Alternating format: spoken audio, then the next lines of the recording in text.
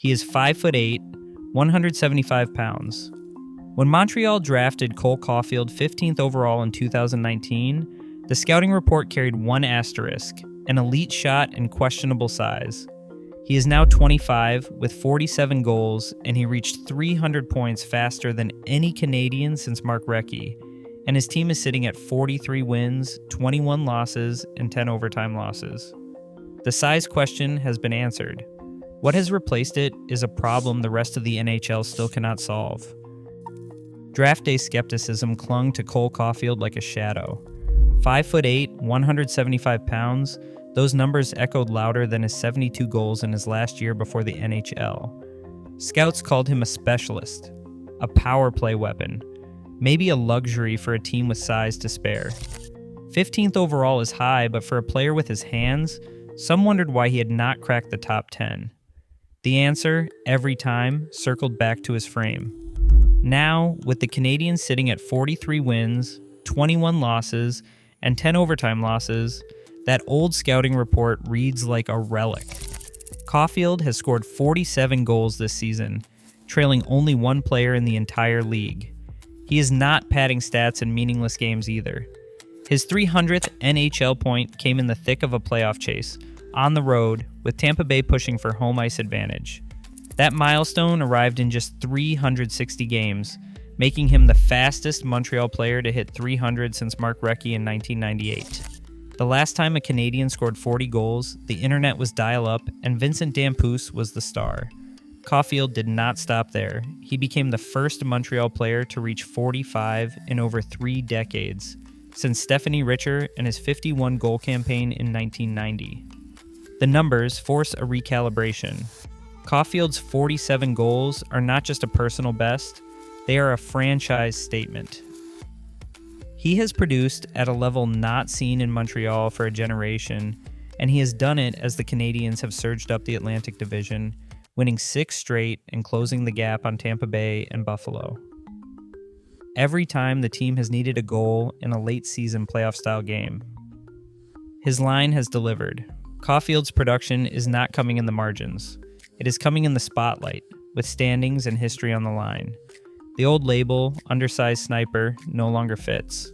The numbers tell a different story. Caufield is not just keeping up with the league's elite, he is driving Montreal's resurgence, rewriting what it means to be a franchise player in the modern NHL.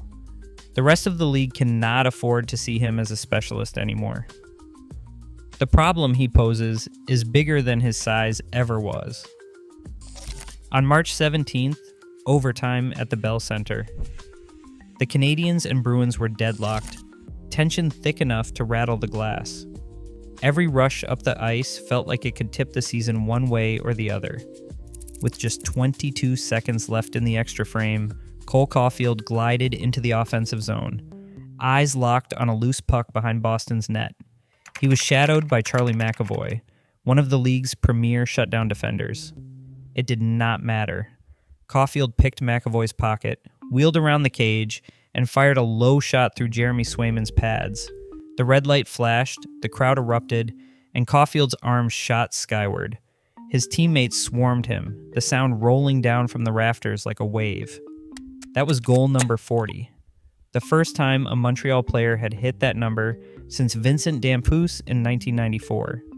32 years of waiting ended not with a power play one-timer or a set play, but with a flash of instinct and courage in the most stressful moment of the season.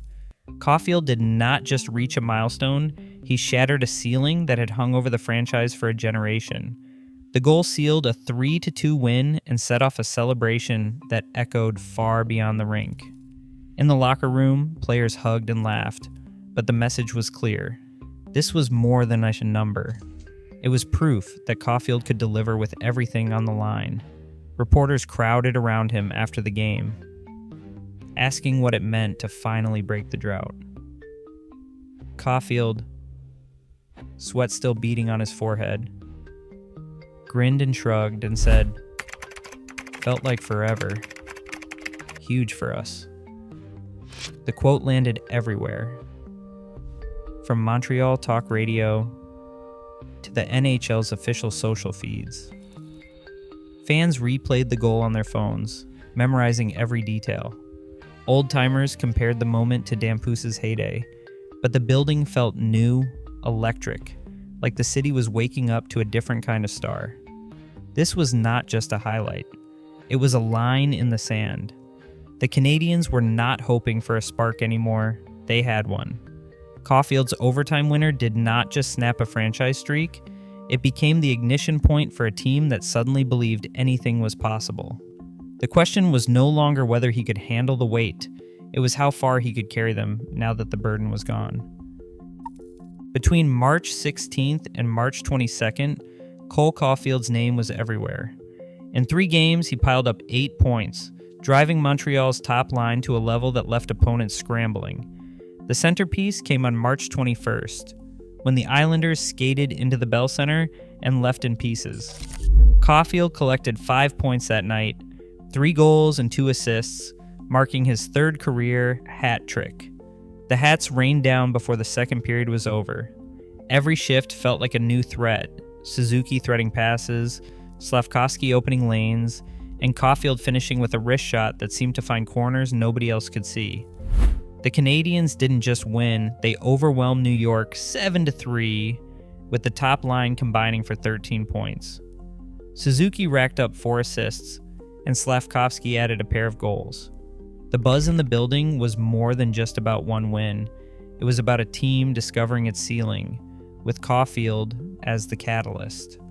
The league took notice. By March 23rd, the NHL named Caufield its 3rd star of the week, an official nod to his dominance in a stretch where every point mattered.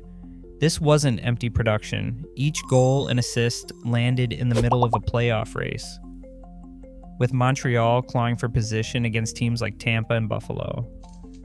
Caufield's numbers became the story, but the context made them matter. He wasn't padding stats on a forgotten team. He was leading the Canadiens through the most meaningful games they'd played in years, and the league was forced to recognize it. Pressure games against the league's best have a way of exposing the truth. In Nashville, with playoff seeding on the line, Caufield's 45th goal came as the Predators tried to clamp down on Montreal's top line. He found a seam, drifted off his check, and snapped a shot past Saros before the defender's stick could even close the gap. 2 nights later in Carolina, he added a goal and an assist against a Hurricanes team built to suffocate top scorers. The game tilted on his go-ahead marker, a release so sudden that the broadcast crew needed a slow-motion replay just to track the puck. Tampa Bay, known for neutralizing stars with layers of coverage, fared no better. Caufield's 47th goal broke a 1-1 tie late in the second period, threading through a maze of sticks and bodies in front of Vasilevsky. The shot looked routine, but the numbers say otherwise. According to Montreal's skills coach, Caufield's release time, measured at just under 0.7 seconds from puck reception to shot, is among the fastest in the league.